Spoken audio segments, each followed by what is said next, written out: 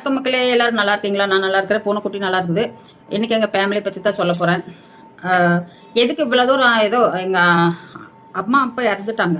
அதுக்கப்புறம் நாங்கள் 3 வாண்டுகள் இருக்கிறோமா, அந்த 3 வாண்டுகளும் குதிக்குதுங்க. ஆமாம், அதில் அந்த லாஸ்ட் வாண்டு வந்து முறையோடு தான் போச்சு. முறையோடுனா எனக்கு வேண்டாம், தோட்டம் பணம் எதுவும் வேண்டாம், சும்மா கையெழுத்து போட்டு கொடுத்துட்றேன். அது சொன்ன வார்த்தை 4 வருஷத்துக்கு முன்னாடி எங்கள் அம்மா நாளைக்கு இறக்குறதுன்னா இன்றைக்கி சொல்கிறேன் பெரியவங்ககிட்ட. ஒன்றும் அவங்க எதுவும் ரிப்ளை கொடுக்கல. சரி அப்படின்னு கம்மிட்டு இருந்துக்கிட்டாங்க. மறுநாள் சொல்லிட்டு வந்ததையும் இல்லை. மறுநாள் சின்னவங்க பிடிச்சி மொத்தம் மொத்தி விட்டுட்டான். வெளிவோ என் வீட்டில் திங்கிறேன்னு அது தப்பாக சொன்ன. அப்படி நரகளை திங்கிற அப்படின்ட்டு. அப்போ நான் என்ன பண்ண முடியும்? வெளியே போகிறதுக்கு அம்மா சாவர நிலமையில் இருக்காங்க இன்றைக்கும் நாளைக்கு வந்துட்டு. அதை விட்டு போட்டு நான் வர முடியல. அதனால வெளியில் பக்கத்து வீட்டில் பக்கத்தோட்டத்தில் அவங்ககிட்ட போய் காப்பி வாங்கி குடிக்கவும் சாப்பாடு வாங்கி சாப்பிடுவோம், அந்த மாதிரி இருந்தேன். அப்புறம் எடை ஹோட்டல் போனேன். எங்கள் மருமங்க 2 பேர் இருந்தாங்க கூட எல்லாருமே. அங்கே போய் எடை ஹோட்டலில் போய் டிஃபன் வாங்கிட்டு வர சொல்கிறது, இந்த மாதிரி ஏதோ ஓடிக்கிட்டு இருந்துச்சு எனக்கு தெரிஞ்சவங்ககிட்ட. அவங்க வீட்டில் அதுக்கப்புறம் நான் ஒரு தண்ணி பாட்டில் கூட தனியாக கொண்டு வந்துடுவேன். பக்கத்து தோட்டத்துலேயே பிடிச்சிட்டு கொண்டாந்து வச்சுக்குவேன். இந்த மாதிரிலாம் போச்சு. அம்மா இறந்ததுக்கப்புறம் அந்த தோடெல்லாம் கழட்டிடுவாங்கள்ல, தோடு. நான் நினச்சேன் இப்போ அம்மா அவங்களுக்கு மொத்தம் 5 பவுன் ஆட்டி போட்டிருக்கிறான். தோடாது அட்லீஸ்ட் எங்கள் பெரிய பொண்ணு வந்து 6 வருஷம் பார்த்துருக்குது கூட்டி போய். கம்மனாட்டே சிறப்பு வந்து அடிச்சுன்னு வச்சுக்குவேன். உன்னையா அடிக்கும், மொட்டாட்டி 2 பேர்த்து அடிப்பேன்டா. என் பிள்ளை பார்த்தது வந்து பொம்மையாட்டு தெரியுது.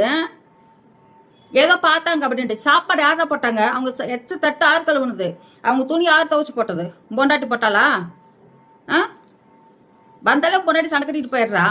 எதில் போடுவோம் பொண்டாட்டி? அந்த பிள்ளை அந்த அளவுக்கு அந்த பிள்ளைக்கு துணி கூட கொடுப்பேன். நான் சொன்னேன் தேவி சங்கிலிக்காக இதாகுன்னு சொன்னால், ஏன் தேவி சங்கிலி வேணுமா? மானக்கட்ட பையனா அந்த சங்கிலி தேவிக்கு தான் எங்கள் அம்மா வச்சிருந்துச்சு. கடைசியில் உன் பிள்ளைக்கு வர மாதிரி வச்சுட்டாங்க. எங்கள் அம்மா என்ன சொல்லிச்சுங்கிற, யாரும் முன்னாடியும் இது ப்ரூஃபாக காமிக்கல, சரியா? இதை மட்டும் நான் சும்மா விட மாட்டேன், கோர்ட்லேயும் சொல்லுவேன். நீ வந்து செலவு பார்த்தா அப்படிங்கிற, அம்மாவுக்கு நாங்கள் பார்த்தோம் அப்படிங்கிற. நானும் கொஞ்சம் போட்டிருக்கேன்டா, என் புள்ள போட்டு செலவு பண்ணியிருக்குது. நீ 3000 ரூபா கொடுத்தா சரியா போச்சா? 2 நேரம் பாலாத்தி கொடுக்க தேவி. அந்த பாலாத்தி அதில் ஒரு செலவுமே இருக்காது. நீ கொடுத்த அந்த 3000 தான் உனக்கு கணக்கில் வரும். நொட்டிக்கிட்டு நான் பார்த்தேன் ஆடுற. எனக்கு ஏன் இந்த வீடியோ அடிக்கடி போட? நான் கண்டிப்பாக நான் சொல்லிக்கிட்டே இருப்பேன். இதை கோர்ட்லேயும் சொல்லுவேன் நான். நீ ஒருத்த மட்டும் எதுக்கு தூக்கிட்டு போகிற?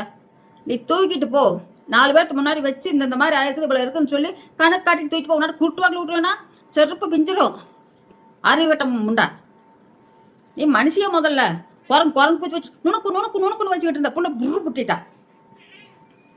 புரிஞ்சுக்கோ, ஒரு தவறுதலான ஒரு வேலை செஞ்சீங்கன்னா அது கடவுள் உடனே காமிப்பாரு. என்னை அடிச்ச மண்டையா இப்போ புள்ள ஓடி போயிட்டாளா? பூன்னு காரி துப்புதல்ல உலகம். நான்லாம் எப்படா வளர்த்தின பிள்ளைய? நீ தெலுங்காரங்கிட்ட போய் அங்கே இருக்கிற. அது ஏன் இஷ்டம், சரியா? தெலுங்காரங்கிட்ட இருக்கணும். சாமிக்கு தெரியும், சிவபெருமானுக்கு தெரியும், கடவுளுக்கு தெரியும் நான் எப்படி இருக்கிறேன் என்ன அப்படின்ட்டு. நான் ஒவ்வொரு டைம் வீட்டுக்குள்ள நான் வீடியோ எடுத்துக்கிட்டு இருக்கிறேன். யாராவது இந்த பூனைக்குட்டி தவிர்த்து யாராவது சுற்றிக்கிட்டு இருக்காங்களா? மானங்கட்ட ஜென்மங்களா? எந்த வயசுல எப்படி பேசுறது?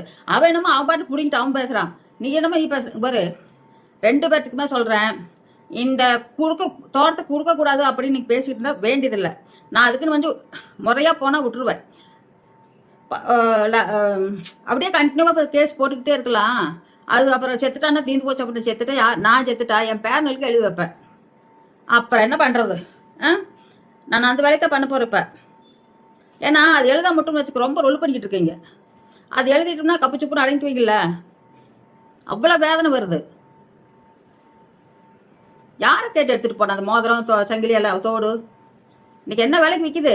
5 பவுன் அந்த அளவுக்கு செலவு பண்ணிட்டேன். இன்னைக்கு என்ன ஒரு 7 வருஷமே என்னமா இருந்தாங்க அப்பா போனதுக்கு அப்புறம். கோயம்புத்தூர் பார்த்தது அம்மா காசு, தஞ்சாவூர்ல பார்த்து தேவியவங்களுக்கு போட்டாங்க, நீ போட்ட. அது எவ்வளோ? இதெல்லாம் டீட்டெயில் கொண்டு வா. அது எப்படா உனக்கு மட்டும் அம்மா கொடுத்துருவாங்க? மோதிரம் சங்கிலி எல்லாமே கொடுத்துருவாங்களா? நான் சொல்ற பார்த்துக்கோ, நீ விளங்கவே மாட்டேன். காலங்காத்தாலும் நான் சொல்றேன், சத்தியமா சொல்றேன், நீ இந்த மாதிரி பெரிய வீட்டு சொத்தை தின்னு வச்சுக்க விளங்க மாட்டாங்க. புள்ள புட்டுக்குச்சு. பையன் கல்யாணம் பண்ணாலும் ஒருத்தர் இருக்காது, அவ்வளவுதான். அவன் ஏதோ கட்டுக்குன்னா கூட நாட்டு போட்டு தாலி கட்டிடுவான். அவன் பேசவே மாட்டான். அது ஒரு பழமொழி இருக்குது, ஆமை வந்து ஊரை கெடுத்துதான், பெருசாலி வீட்டை கெடுத்துதான் அப்படிம்பாங்க. அந்த மாதிரி உன் பையனால அந்த அளவுக்கு டேலண்டடா வந்துட முடியாது.